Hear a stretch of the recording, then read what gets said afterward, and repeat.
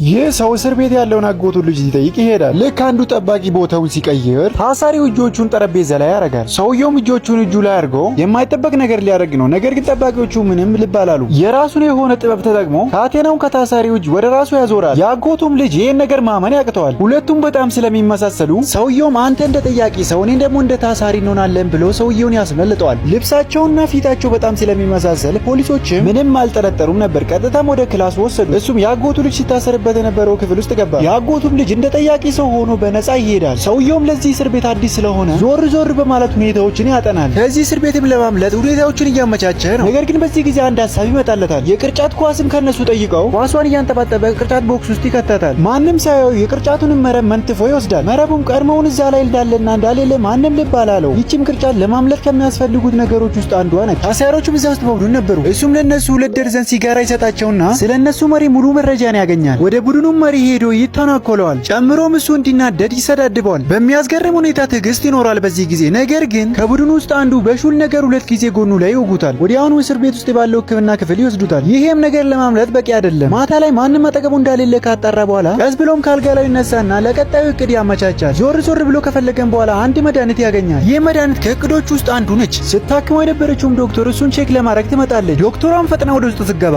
ሰውየው ቀድሞውኑ መተንፈስ አቅቶት ወድቋል። እሷም በፍጥነት ለእርዳታ ትጠራለች። ሰውየውም የሞተ መስሏቸው በፍጥነት ይዞት ይሄዳሉ። ነገር ግን ሁሉ የማምለጫ እቅድ ነበረ። ልክ ያን ሁሉ መድኃኒት ሲወስድ ሙሉ በሙሉ እንዲገል አልነበረ። መድኃኒቱም ከባድ ጉዳት እንዳያደርስበት የመረብ ቅርጫት ራሱ ላይ ዞሮ አጠምጥሞ ነበረ። ምክንያቱም ብዙ ኃይል እንዳያወጣውና ለሞት እንዳይዳርገው ነው። ከዛንም እንደሞተ ሰው አስመሰለ። በጣም ታፍኖ ስለነበረ በፍጥነትም ከተዘጋበት ዘሎ ወጣ። አሁን አምቡላንሱ ግማሽ መንገድ ላይ ቆሟል። እሱም ቀስ ብሎ በሩን ከፍቶ ወጣ። የአምቡላንሱም ነጂ በዚህን ጊዜ ትኩረትም አልሰጠውም። ሰውየውም በተሳካ ሁኔታ አመለጠ።